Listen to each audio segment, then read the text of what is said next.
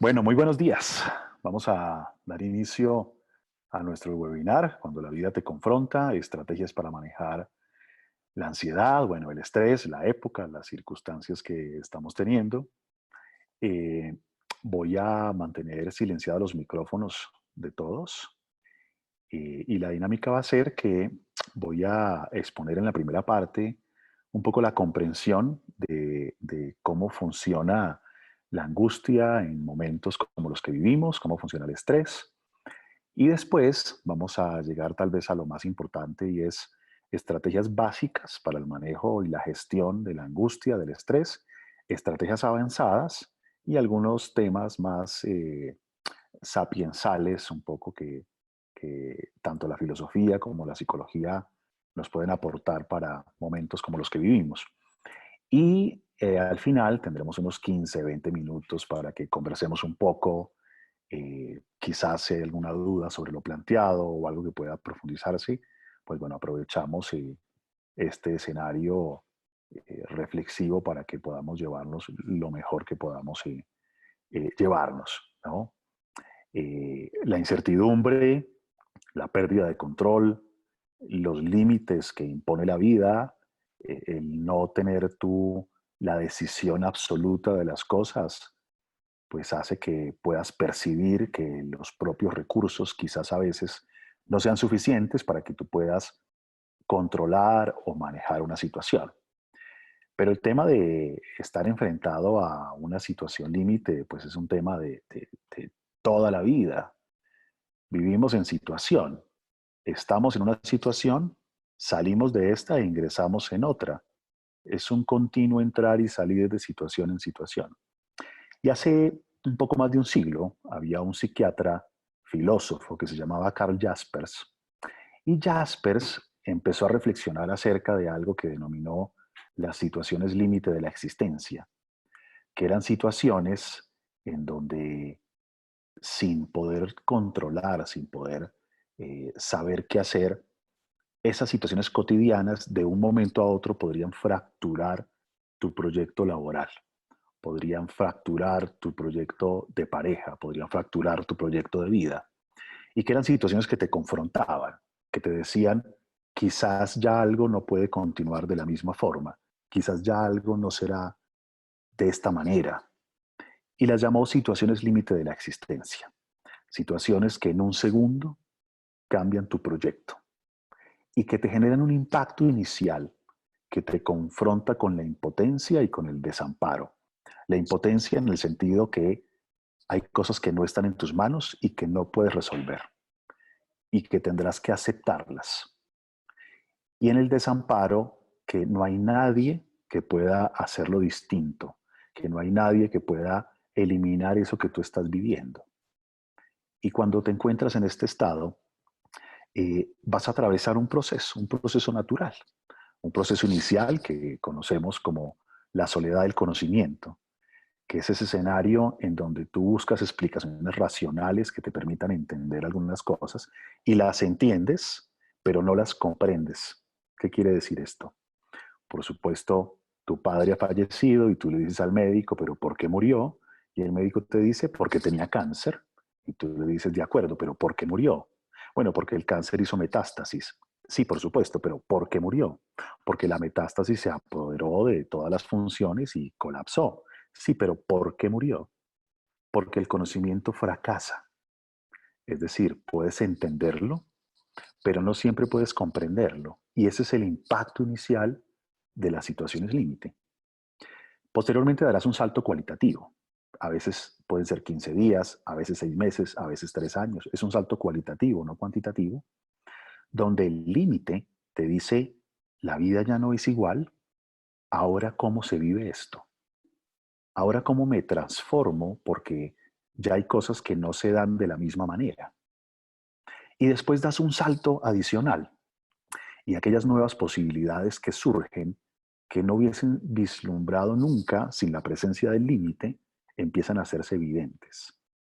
Hay cosas que empezamos a descubrir en medio de los límites impuestos por la vida y que antes jamás se nos hubiesen ocurrido hacer esto o hacer aquello. Surge la innovación, surge la creatividad, surgen posibilidades que antes ni siquiera se hubieran contemplado. Y ahí, en ese último salto, abrazas la vida de una forma distinta. Lo que pasa es que estamos hablando de ese último salto. Por ahora estamos en el impacto inicial.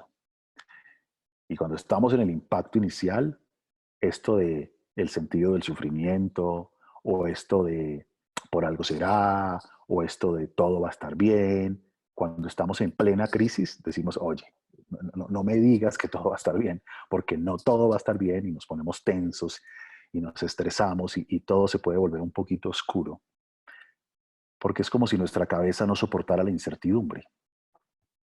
Tenemos ciertas certezas, las damos como hechos radicales, como verdades absolutas, y empezar a ver que perdemos control nos va a generar algo que no es cómodo, algo que llamamos angustia.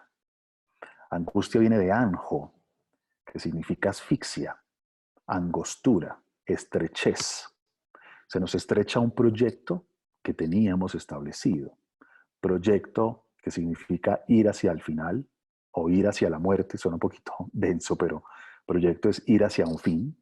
Y en ese ir hacia un fin se nos puede estrechar el camino y nos empezamos a sentir apretados y surgen falacias de control. Nuestra cabeza tiene falacias de control todo el tiempo, pensando que no morimos, pensando que no quebramos, pensando que todo es eterno, pensando que el amor dura para toda la vida, pensando que te pueden querer 24/7, pensando que no hay variables que no puedas contener o manejar. Y por supuesto que los esfuerzos por controlar y predecir, los esfuerzos por ser lo más empíricos posible son sumamente útiles. Pero la realidad radical es que hay momentos que nos rebasan, momentos que no podemos controlar, momentos que no podemos proyectar, momentos en donde definitivamente las cosas no están en nuestras manos. Y cuando nosotros experimentamos que hay situaciones que nos resultan muy desafiantes o que nos resultan muy fuertes, que estimamos incluso que exceden los recursos personales para gestionarlas, surge la angustia. Y la angustia, aunque no la vivimos de una manera agradable, tiene unas cosas igual maravillosas en medio de todo. La angustia te permite a ti, por ejemplo, descubrir dónde tienes puesto lo valioso. Si tienes la angustia que se acabe uno de tus juguetes, llámese negocio A o hobby B, no importa uno de tus juguetes, eh, pues descubres dónde estaba puesto lo valioso. Si en este momento estás angustiado porque tu padre o tu madre, pues descubres qué es lo valioso. Cuando nada te importa, nada te angustia. Pero cuando algo te importa y anticipas que algo malo puede suceder, hay un proceso natural que se llama angustia. La angustia también tiene un potencial iluminador en donde las cosas se te hacen más lúcidas, donde puedes ver algunas cosas porque tienes tus sentidos un poco alerta. El problema es que si no manejas esto, pues vas a tener cosas que no son chéveres, que no son agradables, porque tienes contracturas musculares, puedes llegar al extremo de tener calor o hipersensibilidad del cuero cabelludo, que son ya momentos de demasiado estrés. Dolor de espalda, cuello, problemas de sueño, tu sistema inmunológico se afecta, te sientes cansado, respiras mal. Hay una cultura en la India que dice que cuando tú naces te dan una cantidad de respiraciones. Si respiras muy rápido a lo largo de la vida, se te acaba más rápido y te mueres muy rápido. Si respiras más lento, vives más. Pues bueno, cuando estás en angustia, respiras rápido. Tienes sensación de ahogo, como que tu respiración no alcanza a llenar todo tu cuerpo, como si no fueses dueño de tu cuerpo. Surgen las palpitaciones, en algunos casos las arritmias cardíacas, sensación de querer salir del cuerpo, como de desencarnar, de salir corriendo sin saber para dónde, estados de nerviosismo, irritabilidad, cambios anímicos como una onda, un exceso de sensibilidad, donde podemos llorar por cualquier cosa o pelear. La memoria nos empieza a fallar. La cabeza a veces se siente obnubilada y como que no sabes si vas por la izquierda o por la derecha. Aumenta el bruxismo, el dolor mandibular. Empezamos a hacer unas cosas, no sé si les ha pasado en sus casas, pero yo cada hora voy y abro la nevera a ver si me como algo, y a veces no me como algo, solamente la abro, miro todo lo que hay y vuelvo y la cierro. Hay gente que está comiendo mucho, gente que está comiendo poco. Aumenta el uso de fármacos o de drogas, nos volvemos más compulsivos. eh, Periodos de estrés y de angustia. Quizás algunos ya vivían así antes de todo esto y ahora están sintiendo es un alivio impresionante y están totalmente eh, quietos y relajados. El asunto es que, ¿qué hacemos? ¿Qué hacer ante la angustia? ¿Qué hacer ante esta circunstancia? Pues bueno, vamos a ver estrategias básicas y vamos a ver estrategias avanzadas. Estrategias que son las cotidianas, que muchos ya conocen, pero que a veces uno conoce algo e igual no lo hace.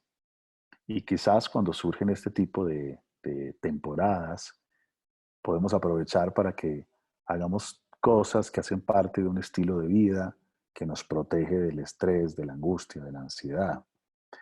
Empecemos con las primeras, las básicas. Para empezar, en cualquier catástrofe, en una pandemia, en una situación compleja, una recomendación clásica y básica es, por favor, evite el exceso de información.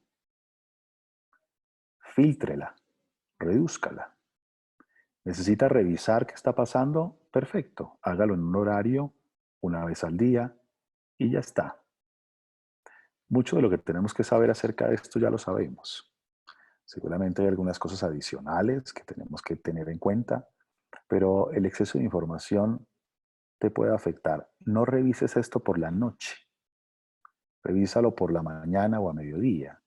Si te pones a leer esto a las 10, 11 de la noche, tu sueño, que ya de por sí podría estar afectado, se te puede convertir en un problema. Entonces, evita el exceso de información, fíltrala, escoge un medio y sigue ese medio. Trata de manejar bien las redes sociales que sirven para las bromas, para los fake news, sirven para muchas cosas, así es que trata de focalizarte y de poner tu credibilidad en un sitio adecuado. Número 2, distraiga el foco conversando de otras cosas.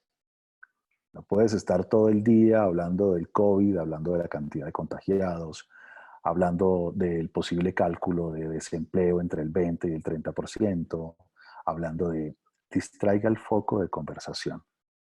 Especialmente si estás confinado, si estás en una cuarentena y estás sentado en tu silla haciendo algunas reuniones por Zoom con tus equipos de trabajo y tienes a tu hijo jalándote el brazo diciéndote papá, papá, papá, papá, papá, papá, papá, te dices ya no más y te estresas y ya está el almuerzo y la convivencia de pareja y la llamada y si estás en modo lucha absoluta, quizás descubras que hasta estás trabajando más que antes, porque estás en este momento diciendo cómo voy a transformar ciertos negocios para que no se caigan, cómo voy a transformar ciertas cosas y tengo que reinventarme y hagamos esto y hagamos aquello.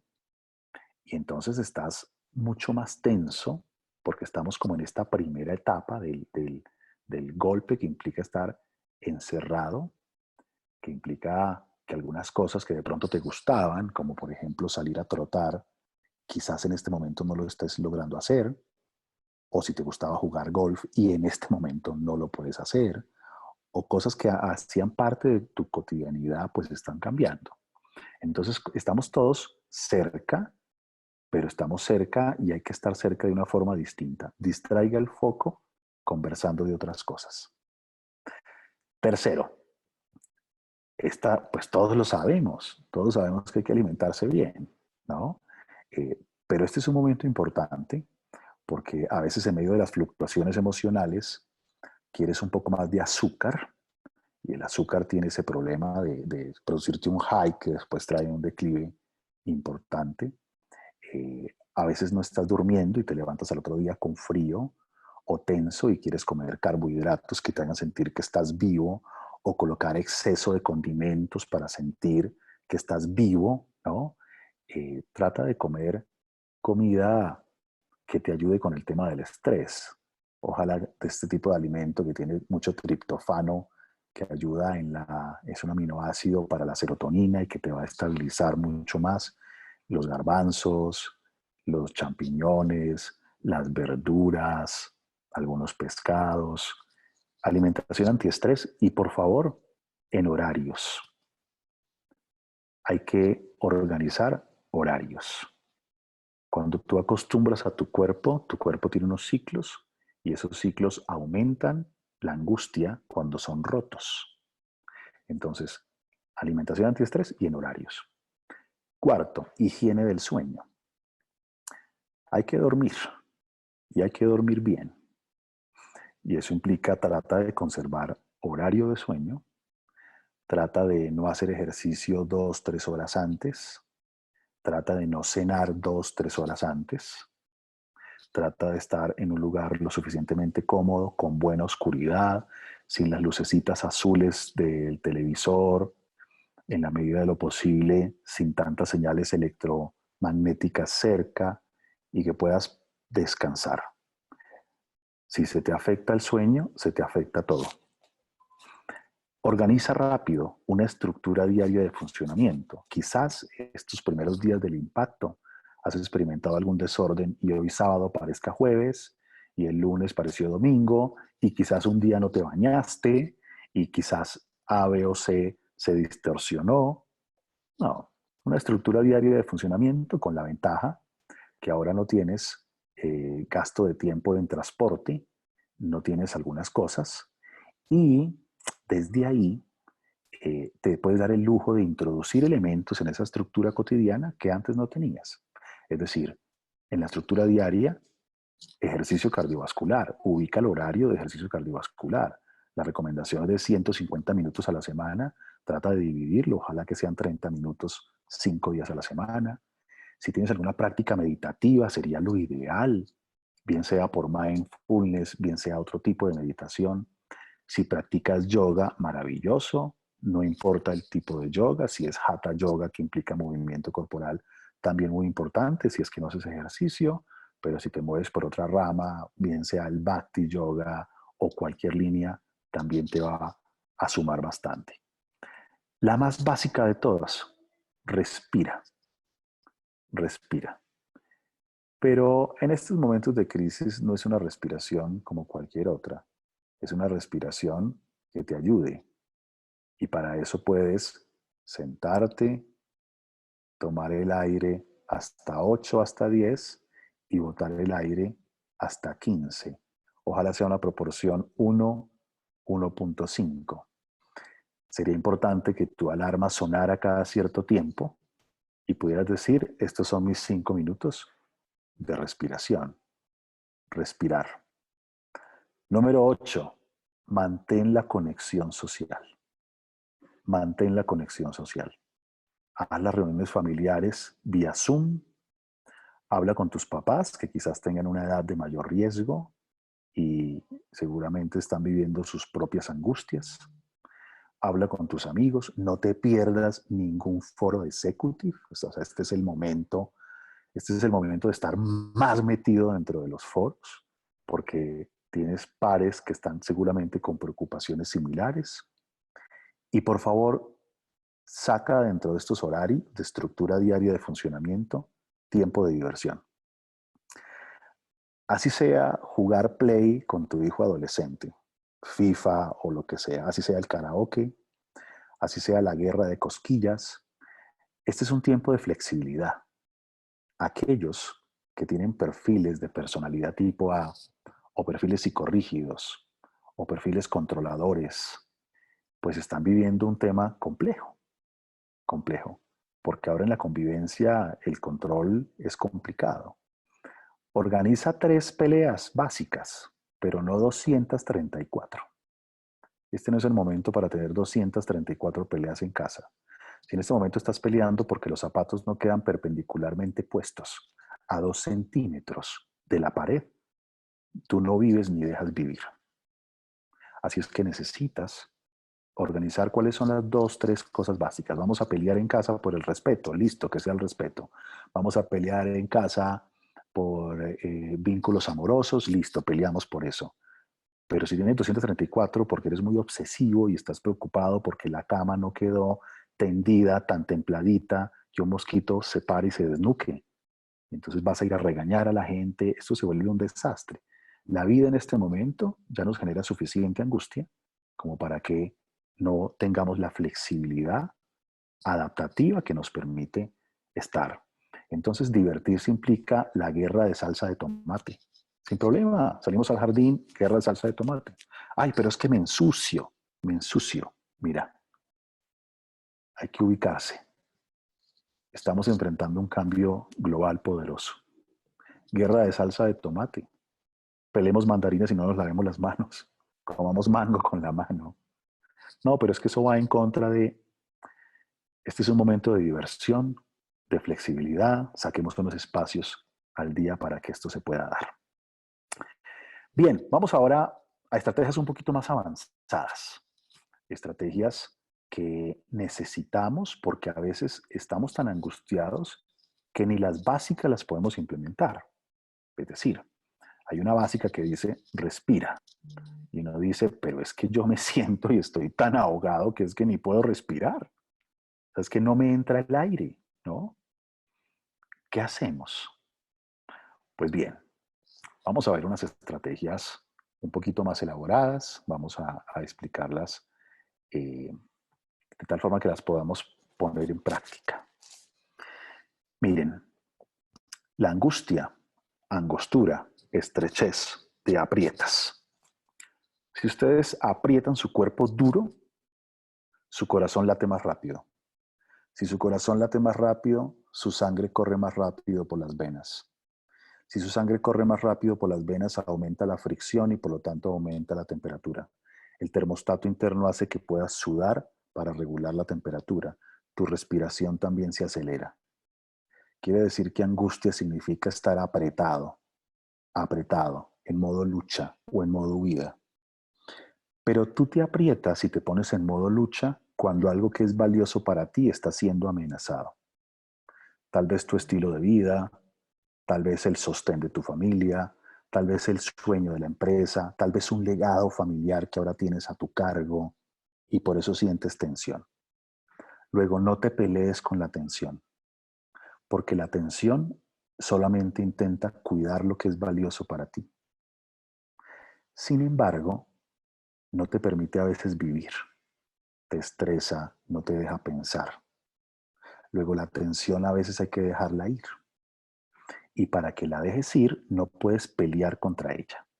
Uno de los síntomas delicados en los momentos de estrés y de angustia se llama hiperreflexión o rumiación psicológica. Y la rumiación psicológica consiste en que tengo aquí como un loco o una loca en la casa de mi cabeza, bla, bla, bla, y por qué, y hago esto, y no puedo parar. Pues bien, eso es lucha, lucha, lucha, lucha. Te vas a sentar antes de respirar, o te vas a sentar antes de meditar, o te vas a sentar antes de hacer yoga, pilates, tai chi, lo que hagas. Y mientras respiras, le vas a agradecer a la tensión el cuidado que te ha intentado brindar. Pero le vas a decir a la tensión que debes dejarla partir por un momento, que todo va a estar bien y que le vas a dejar partir por un momento porque necesitas descansar. Si tú te pones a necesito concentrarme, necesito concentrarme, necesito concentrarme, necesito respirar, necesito respirar, necesito respirar, no, pues ya se estresó más. Agradecele la atención, la buena intención que tiene y dile que en este momento la vas a dejar partir un rato porque necesitas descansar. Número 2. A veces tenemos esta tendencia a eliminar el malestar. El sufrimiento dura el tiempo que tardas en aceptarlo. Lo que pasa es que aceptar es muy difícil de aceptar. Aceptamos fácilmente aquello que es aceptable, pero aceptar lo inaceptable es muy difícil. Pues bien, en la medida que luchemos contra la angustia se hace más fuerte. Así es que necesitamos dejar la angustia en un lugar seguro. Eso depende de tu estilo. hay gente que es mucho más cognitiva y piensa por imágenes, hay gente que piensa por frases, hay diferentes formas. Tienes que encontrar una propia. Les cuento algunas.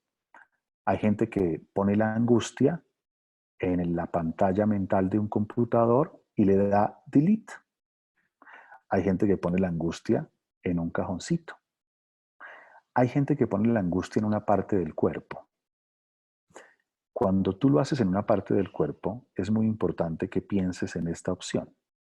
La angustia es apretar, ¿recuerdan? Angostura, estrechez. Entre más aprietes, más dura la angustia.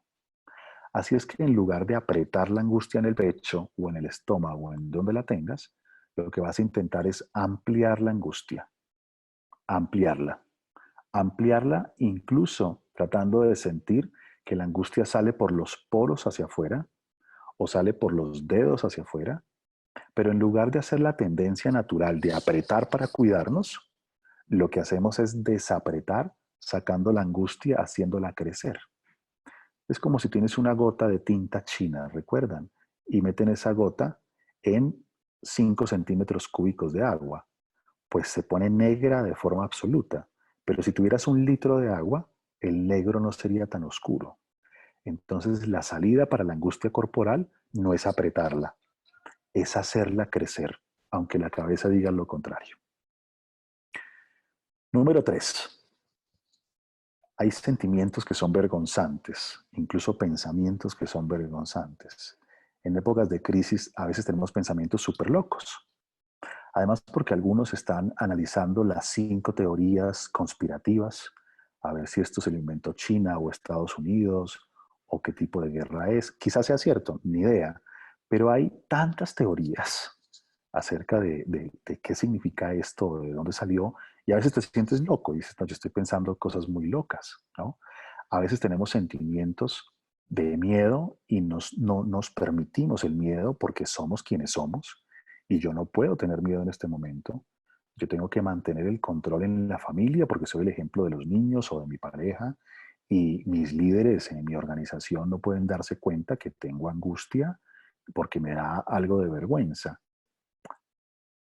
Mira, tenemos sentimientos y tenemos pensamientos y no estamos en una época para andar peleando con los sentimientos y los pensamientos. Eso te va a dar a ti la suficiente energía para que puedas manejar algunos sentimientos y algunos pensamientos. Pero si toda esa energía te la gastas luchando contra ellos, estamos haciendo un desperdicio importante para momentos críticos en donde vamos a tener que mirar a nuestro hijo y decirle, oye, lo siento haberte gritado. Pero nuestro hijo necesita saber que estamos estresados porque están pasando cosas. Y nuestro hijo que estaba viviendo la cúspide de lo social y de las fiestas de 15 años quizás, y está un poco frustrado, quizás también esté de mal genio, quizás también esté tenso y estresado. Entonces necesitamos sentarnos en familia y tener la posibilidad de decir, sí, es una época difícil, sí, lamento haberte tratado mal, sí, te disculpo por lo que hiciste, es un momento distinto. Y esto quiere decir que necesitamos tener autocrítica, pero con compasión.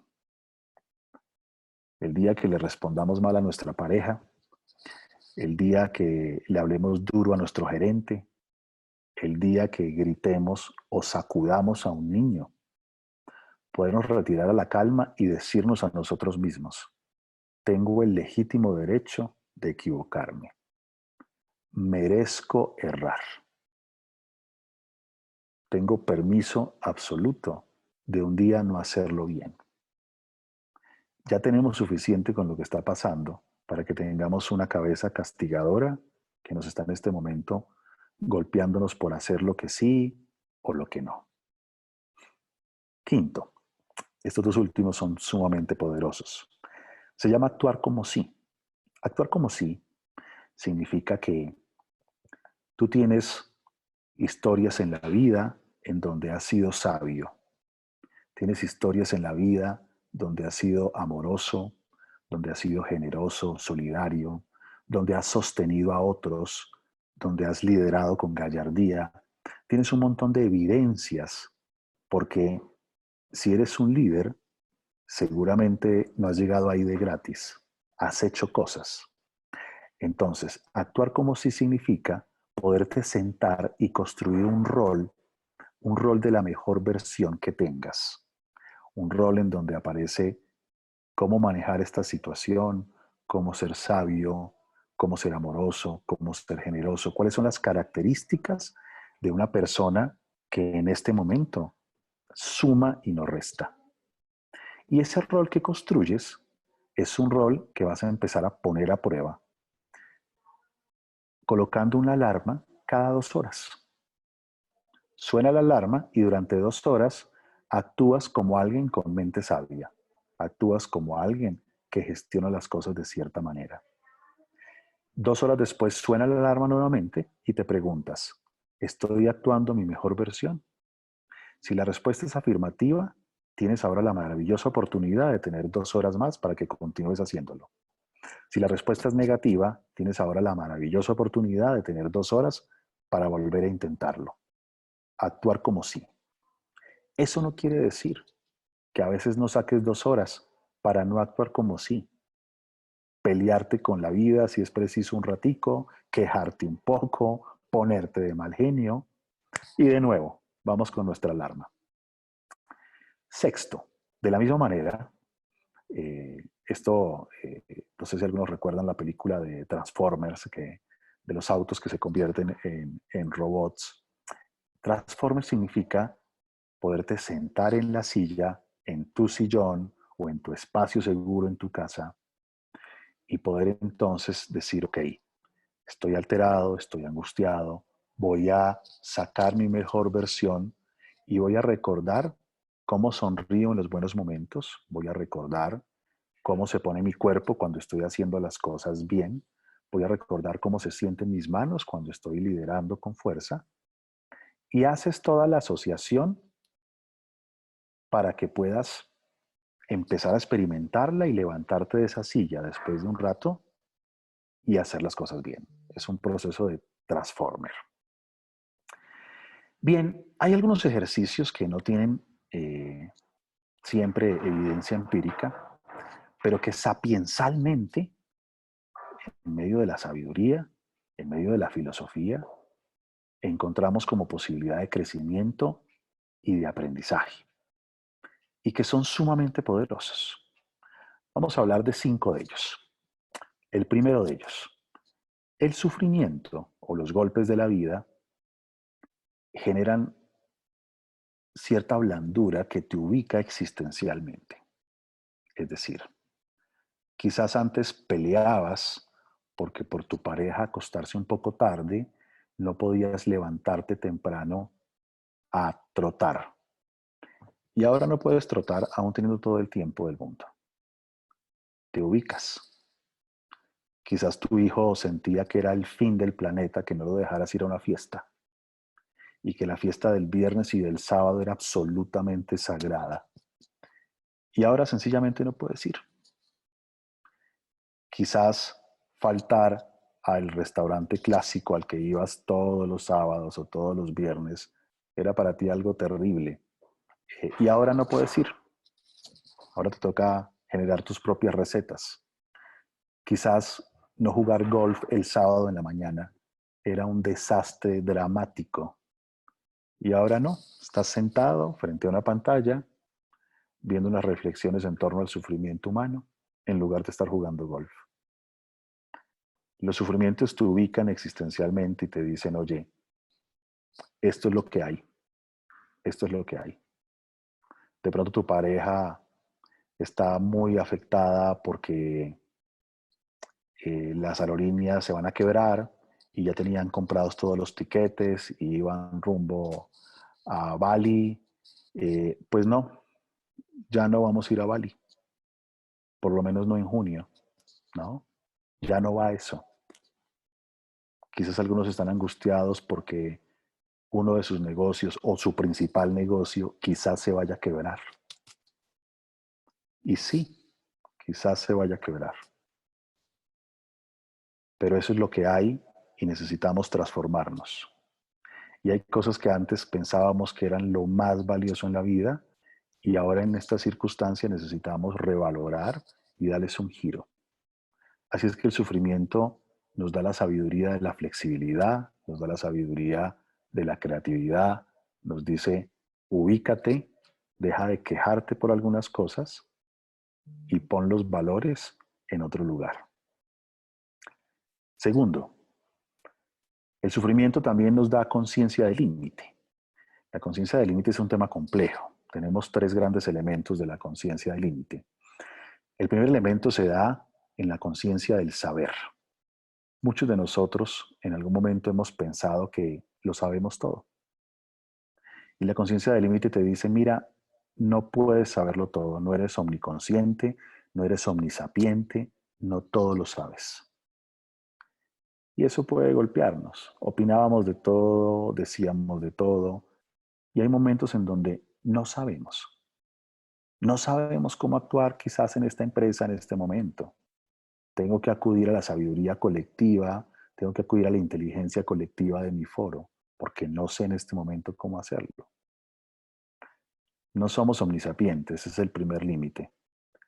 Segundo límite, la conciencia dice, no puedes hacerlo todo.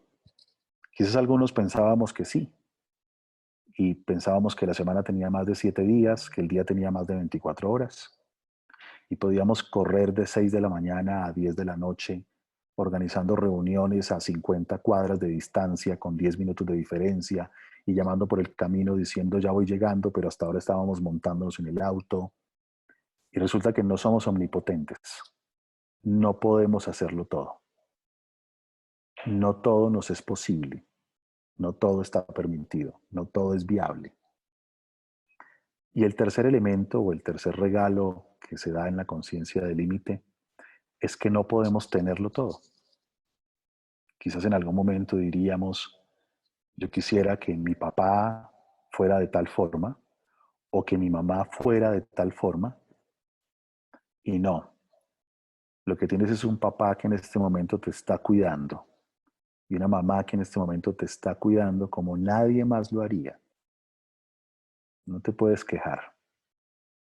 O yo pensaba, quiero que mi hijo sea alto, rubio, violinista, pianista, golfista, el mejor de la clase, bajito, gordito, amarillito, e iba perdiendo el año.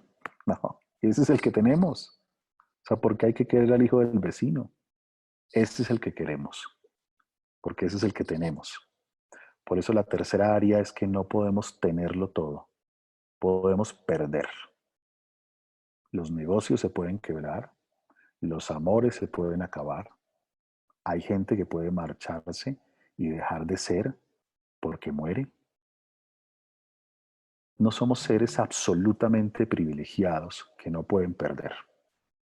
Bueno, el sufrimiento te dice no eres omnipotente, no eres omnisapiente, no eres omniabarcante, no eres ningún omni. El sufrimiento te da prestación. La prestación significa que tú sabes cómo manejar ciertas cosas porque estás en una experiencia nueva y diferente y estás aprendiendo cosas y se las puedes compartir a otro compañero de executive que tenga un negocio similar y que no esté sabiendo cómo lograrlo. Tu propio sufrimiento se convierte en un ejemplo de vida. Tu propia forma de manejar una crisis se convierte en alternativas para otro. Compartir de manera colaborativa los aprendizajes que estamos teniendo hacen que las dificultades adquieran sentido. El sufrimiento también nos brinda madurez, porque a veces pensábamos que no podíamos vivir sin esto o sin aquello. Y en este momento no lo tenemos y seguimos vivos. Seguimos vivos tal cual. Y el sufrimiento también te brinda crecimiento, porque aunque esto suene un poquito feo, pero este no es el último de nuestros sufrimientos, porque en la vida aparecen diferentes sufrimientos a lo largo de la misma. Lo que sí es que seguramente saldremos fortalecidos, muy fortalecidos. Y seguramente el día que nos dé una gripa y tengamos que quedarnos 3 días en cama, no sea un drama comparado con esto. Nos sentiremos hasta ridículos de algunas cosas. Cuarto, El sufrimiento sí que brinda humildad, porque el sufrimiento te dice, mira, eres una hormiga negra encima de una piedra negra en una noche oscura haciendo la labor que tienes que hacer. Y la haces lo mejor que puedas. Te ubica. Tú también puedes morir, tú también puedes enfermar, tú también puedes estar de mal genio. Humildad tiene una raíz en humus. Humus tiene que ver con humedad. Cuando una galleta carece de humedad, si esa galleta se cae al piso, se rompe en mil pedazos porque es tiesa. Pero si la galleta tiene humedad y es blanda y se cae al piso, no se parte, no se parte. El sufrimiento te da cierta humedad, cierta blandura. Esta no es una época para hacer acero frío, es una época para hacer pancita calientita, en donde la gente que amas se puede poner encima tuyo y recostarte y no sentir el frío de la distancia, el frío del narcisismo, el frío de la prepotencia, sino la calidez de hogar, de hoguera, de una llama que congrega.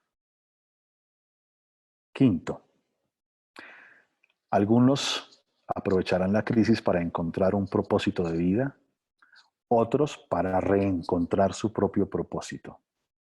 En los periodos en donde la vida no es que el sentido no exista, simplemente se está reconfigurando.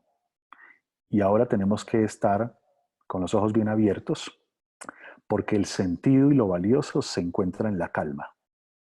Cuando vas muy rápido dejas de ver valor.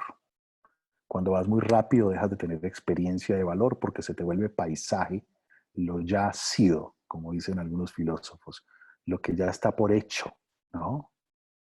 Pues ahora en la calma, si logras detenerte, es posible que surjan cosas que no recordabas lo valioso que eran, o que surjan nuevas cosas valiosas. Y para eso tenemos ahora una oportunidad maravillosa. Bien, vamos a ver un pequeño video, dura 15 segundos nada más. Es de uno de mis, o tal vez mi principal maestro. Vamos a ver si nos funciona con el sonido. Y también hay que hacer algo muy divertido con la vida. Es muy importante ser amigo con la vida porque si no ella te mata.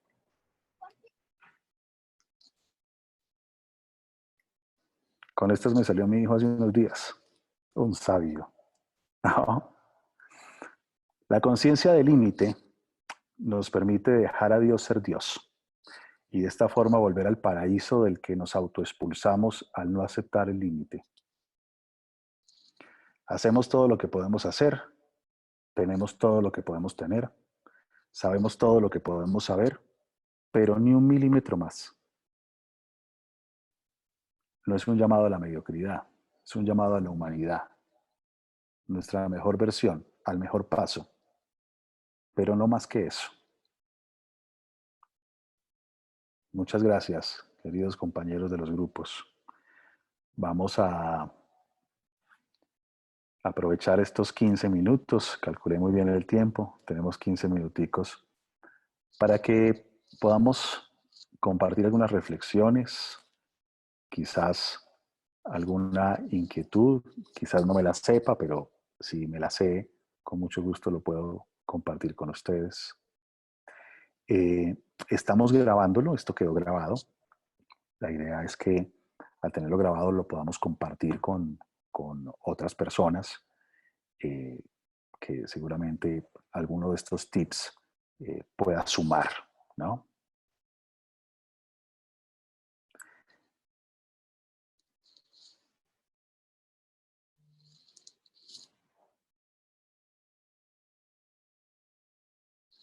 Qué bueno, Paula.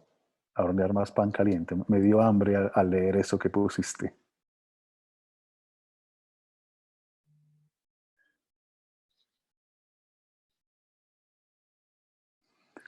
Bueno, genial, muy bien.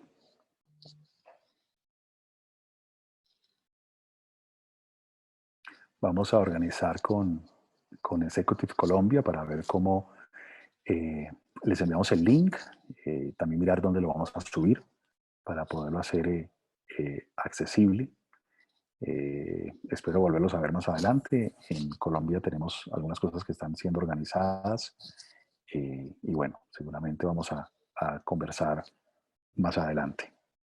Que tengan unos días de reflexión y de enriquecimiento. Y bueno, les envío un fuerte abrazo. Chao.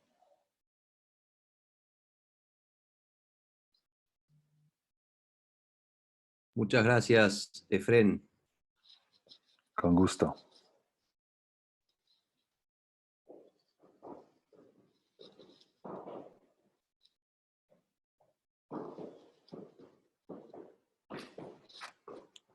Muchísimas gracias, Efren.